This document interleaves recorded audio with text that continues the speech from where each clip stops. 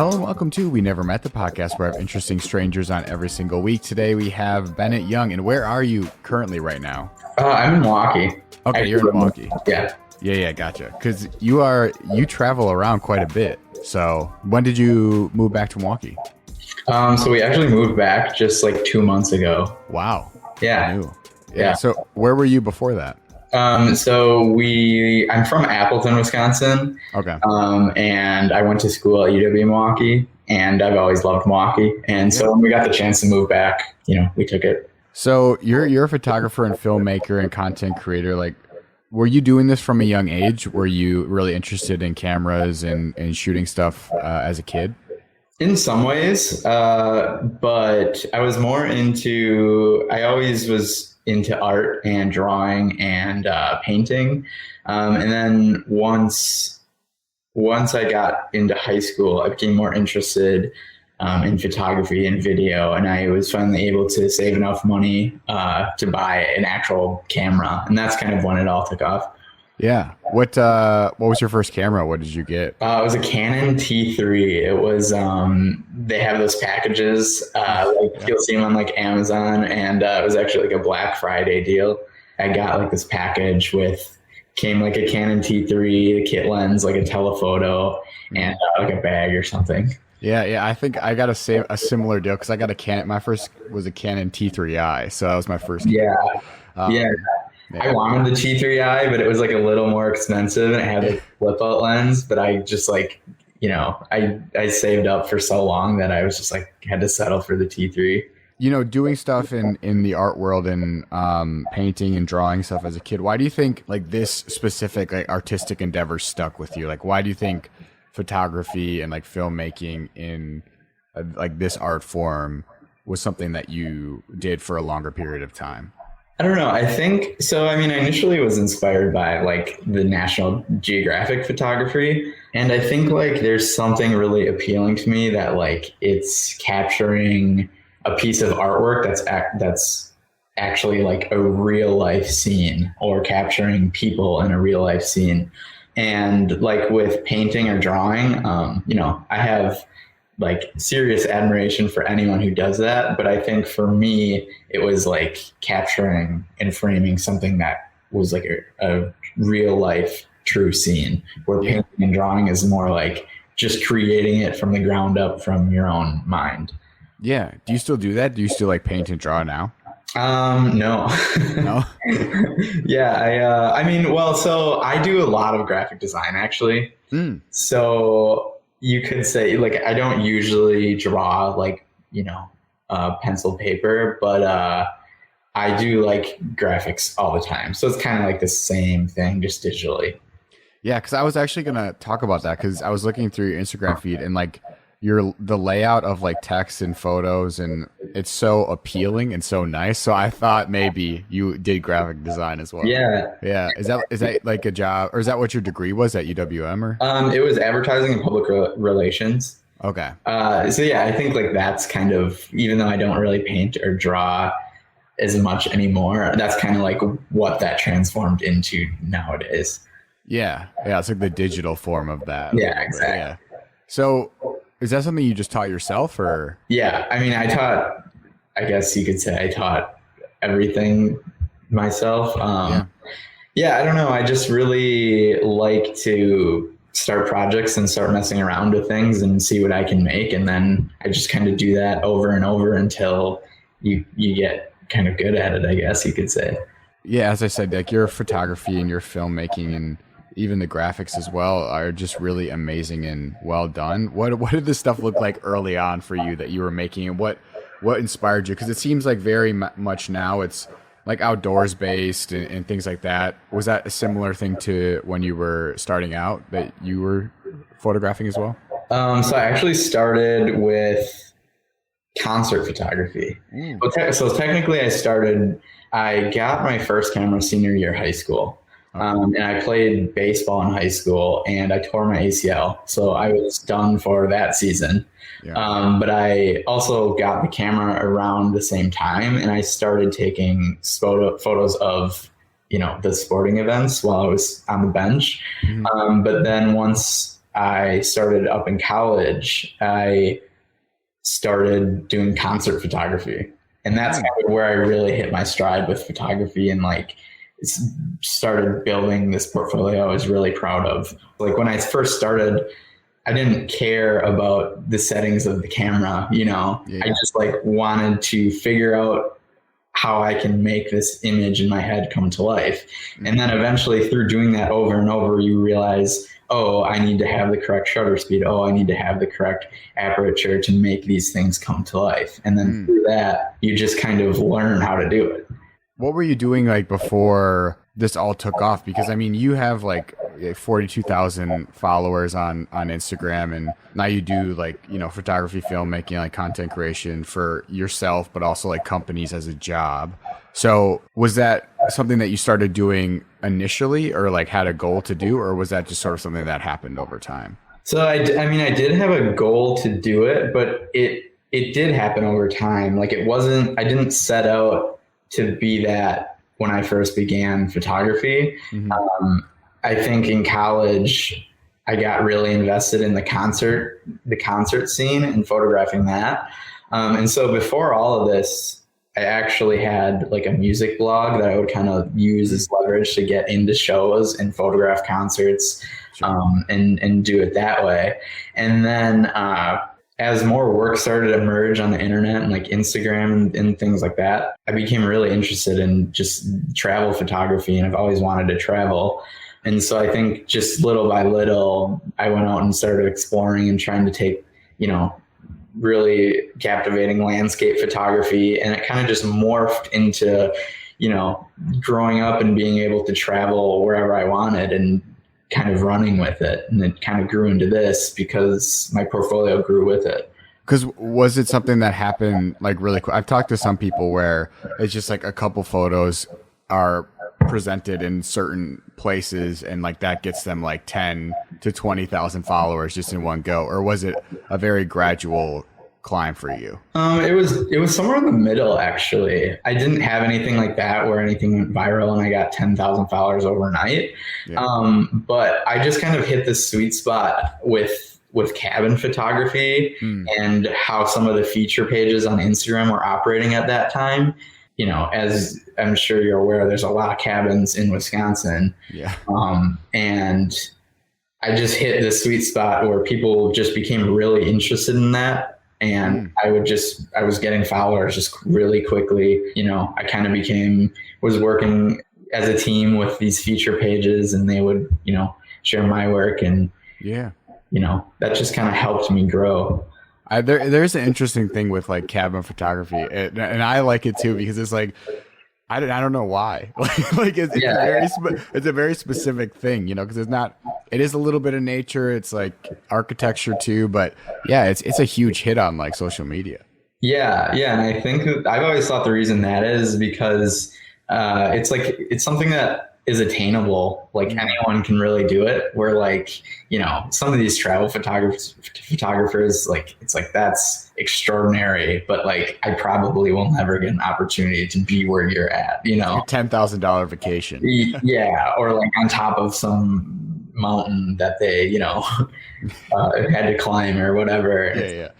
Anyone can go to a cabin, like feel that feeling, you know. What were like the specific cabin? Do you remember any of the cabin photos that like that got more traction, or like where they were? What did it matter? Like the location, is that a huge thing too?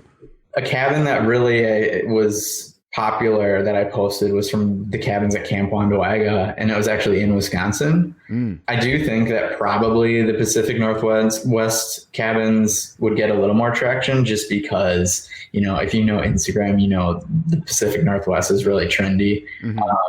But yeah, the Camp Wandawega cabins were like the big, you know, where people started to pay attention, I think, because they have this like insane tree house. And and I was really fortunate to be able to keep going back there and kind of become acquainted with the owners. And you talked about this a little bit, but like when you are taking photos and even editing photos, like what is the general feel or like thought process? Like what are you trying to convey to someone? Because you definitely, like, once again, I think your photos are amazing, and you definitely have, there's a style there for sure. or a mood. But like, what are you trying to convey to people, or a story that you're trying to tell with your photos? I want to tell a story of like of an adventure. I mean, that's kind of a cliche answer, but like just adventure and you know, that you can be here also. Like this is attainable. Like, you know, this is a place that you can go to just as I am. It's like an accessibility sort of thing. Yeah, for sure. I mean, that doesn't so much have to do with like editing. More so has to do with the process of how I capture the photos, I think. And I always want to show like an authentic, kind of genuine feeling of what we're doing at the cabin, what it's like, you know, and that, you know, anyone can relate to that. So how long did this take for you when you started your journey to like actually become a thing you took more seriously as like a career, like that could actually make you money, and like this was like a sustainable way for you to work? Yeah, I mean, I think once I just started getting partnerships with companies and people would reach out, and I realized that, you know, you can make money doing this in multiple ways, whether it's, you know, building up a content package to sell to someone or doing paid posts. And I just realized that there's multiple avenues that just this one thing can open up. And another thing with the cabins is it was by design that I knew, you know, these settings would work well with a beer brand or a whiskey brand. And I knew that I could place these things around these settings very well, and it would be appealing to these companies. Yeah. And at the beginning of this journey, like, was there specific people or even filmmakers or photographers you saw? I know you talked about Nat Geo, but that inspired you to like go down this path and were like influential in I guess your thought process of like being accessible and in the way you shoot as well? Yeah, for sure. And I mean, not so much now do I model my work kind of after these people, but when I first got into this niche, I mean, any cabin or interior photographer will tell you that like Kyle Finn Dempsey on Instagram was always a big inspiration. I don't know if you've seen him, but he's like the one who started the entire Wanderlust cabin type thing. Sure. And then Dirt and Glass, his handle is, I'm trying to think of his name. His name's Chris, but I can't think of his last name. But yeah, he was also kind of one of those people that started the cabin niche. And we started following each other like early on, and we would message back and forth. And so that was always a good connection to have that kind of pushed me in that direction. Yeah. Because like when you look at photos from like those people, or even photos that you just react to in a specific emotional way, what types of content do you feel like moves you in a way to like, oh man, I really love this photo, or I really appreciate this, or like what vibe or how someone shoots something? There's just like a certain style that I just like know. It's sort of just like this feeling that it triggers. And I wish I could describe it better than I am. Hopefully you can relate to what I'm kind of saying. There's just like a certain feeling that you're looking for when you're viewing art or photography, that just like, you know that this is what you're looking for. This is what inspires you. Because what do you think that feeling is? Like, what do you think the feeling inside of you is when you see those photos? It's really like capturing, I think, when you see, so basically like photography it's making your own vision come to life. And I think that feeling is when you can tell that you've seen someone else make their vision come to life, if that makes sense. You know, for example, when I'm capturing a scene, I want to try to capture that feeling that myself or whoever is in the scene is feeling. And I want to freeze that and kind of hold that, you know, as a memory, that sort of feeling. And I think there's certain photographers who create work where it's like, you can tell that they achieved that in a certain photo or a certain picture, you know, just on a basic definition too. Like, I just like photos that look organic and aren't staged and are kind of just like very candid, like, you know, you're there, you're seeing this as they saw it. Right. Yeah, you're just seeing like a still into this world that I'm in right now. But that's why I really like your photography, and I'm sure a lot of people do, is because I feel like you'd see a picture of something that you took, and you'd go to that place, and you'd be like, "This is what this looks like. Like this is as cool as the photo that I saw of it. You know, it's not like so doctored up that it's just like it doesn't even look like you're in the same place anymore." So yeah, I definitely feel that for sure. So with all the because you traveled to so many places, is there a specific location that you've shot or that you've been at that maybe you didn't even do photography with that really changed your perspective on life or how you looked at the natural world or how you looked at your own career that really had like a profound impact on you? Yeah, I mean, going to Oregon for the first time, I think had a huge impact on me because it was just a place I could always tell there was just something about it I knew I would love. And when I got there, it totally was exactly what I expected. And I don't know how to explain it. There's just something about the place that it made me realize, like, you know, I can go to all these places and I can photograph them and, you know, be who I want to be. Yeah, no, it's super wild here. It's like I've never experienced anything like it in my lifetime for sure. Like it's such an interesting place because there's so many different like vibes and geographical locations. Like you can go to the mountains, you can go to the coast, like you can go into a forest. Like there's so many things. Yeah. There's just like limitless. Like when we came here for the first time and I was like shooting like pictures, it was like I always would tell people like it's almost like unfair because like you can just literally not even look and just like shoot things and it's just like beautiful. Yeah. And more specifically, the coast. I love the coast. Yeah. Anywhere like where the ocean meets a coast or like a, you know, cliffs or like rugged coastline is like, I don't know. I just love it. I've never been. Have you been a lot to like the East Coast? I know Maine is really pretty and like. I have not as much. I've been to Boston and Philadelphia, and I've been to like upstate New York. That's not coast, but you know. But yeah, that's actually like on my list. Like I actually have driven almost all of Highway 1, and I've driven from Seattle all the way to San Francisco, and then you know, like LA, Big Sur to San Diego. Yeah. And so now on my list is like to try to go from like Maine down to, I don't know where yet, Boston maybe. Yeah, it's so pretty. I've never been to Maine either, but just from photos of what people have, it just looks so cool. I want to talk about this too, because you have a new project or business or something going on called Off the Main Drag. Can we talk about that, or is that? Yeah, sure. Okay. Sure. So can you explain a little bit about what that is for people that might not know? Yeah, for sure. So basically I have my kind of personal brand, and I found myself like photographing a lot of people and things that don't really fit in with that, and I need something to do with that, all that work. Sure. So like recently I've been photographing, you know, like the Milwaukee surfers or like flat track motorcycle racers. And I'm just like kind of always seeking out people to take portraits of who do really cool stuff. Yeah.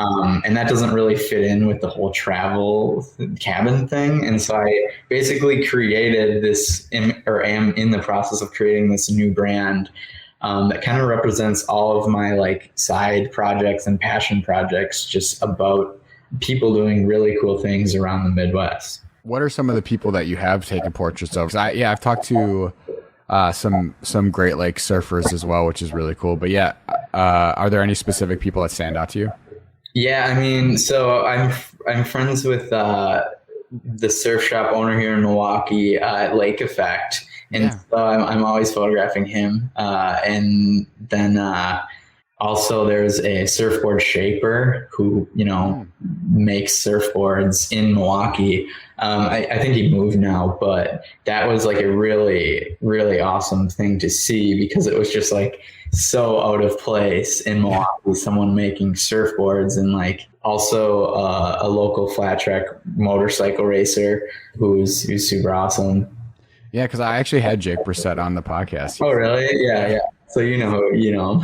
Yeah, he's awesome. I didn't even know until I talked to him, and I didn't know people were surfing on Lake Yeah, for sure. Michigan. I actually have a lake effect hat on Oh it. yeah, there you go. Yeah, it's so cool though, and so awesome. Yeah, that's actually kind of like what inspired me to do this, because it's like there's really no representation of, I feel like, people doing that under one brand in the Midwest. Where like you look out to the West Coast, and there's just so many like lifestyle brands of these people doing all these awesome things. And we do awesome things here too, just in different ways. And I think we do it in more like scrappier ways, which I think is pretty cool. I mean, and they do it in like the winter too. Like before, Yeah. I mean, that's when the waves are best. yeah, I just can't imagine going to Lake Michigan in December or something. Dude, it's cold. I've started some in-water photography, and yeah, it's intense. How is it in water? Like trying to do that? Is that something recently that you've done, or have you done that before? Yeah, no, that's just what I'm recently starting up. I would say like, I mean, it's probably the last year, but in that year, there's only so many times where the waves are good, and I've made it out there. It's still pretty new, but yeah, there's a huge learning curve, and the water is no joke. It's super powerful, and you have to be really careful. And so it's definitely tough to get good shots when you're trying not to drown. Yeah, I bet it's really multitasking. Because Yeah. do you wear a life jacket or do you just swim? No, I just swim. I try to like, usually you can kind of find a sweet spot where you can bob up and down and still touch the bottom in the Great Lakes. And the surface will get close enough to you where you can get decent shots if you have like a 50 millimeter on. So that's kind of how I do it. You can also use fins, tread water, help you tread water and move around too. So with all these projects that you've done, like, has there been one that's stuck out to you that has been your favorite, or a brand that was like you've always really wanted to work with that you finally got to work with and it was like a super cool project? Yeah. So, I mean, Honda will always be, I think, the best one, just because just in the fashion that I worked with them was really cool. It was a press event that I got flown out to Auto Camp in Yosemite for, and I just got to like hang out there, and they like fed us and gave us a car for a couple of days to go drive around. And like our assignment was just to go drive around and take pictures of the car and post, so I don't think anything will beat that. Where do you want to see like your photography and filmmaking go? Like, where do you want to see it go in like 2 or 3 years? I think this is like the first time where I honestly like don't really know, or I don't have an idea, but it's like in a good way, because I think I've always had like certain expectations at certain points of time, like with concert photography. I always had like where I want to be then, and I would kind of put pressure on myself, which was good because it helped me progress, but it's also bad because it kind of takes the passion away from photography. And so right now I've kind of am in this spot where I don't really know. I don't have any plans, and I'm just going to keep shooting projects when they arise and just keep doing it because I love to do it. And if it continues with, as a side gig, then that's great. If it doesn't, I'm still going to do it either way. Yeah, no, I feel like that's a really good mental space to be, because I was going to ask, like, has it ever felt like a job to you where the passion and the excitement sort of went away for a while, and it was more just like, oh, I have to do this? Yeah, actually, it did actually.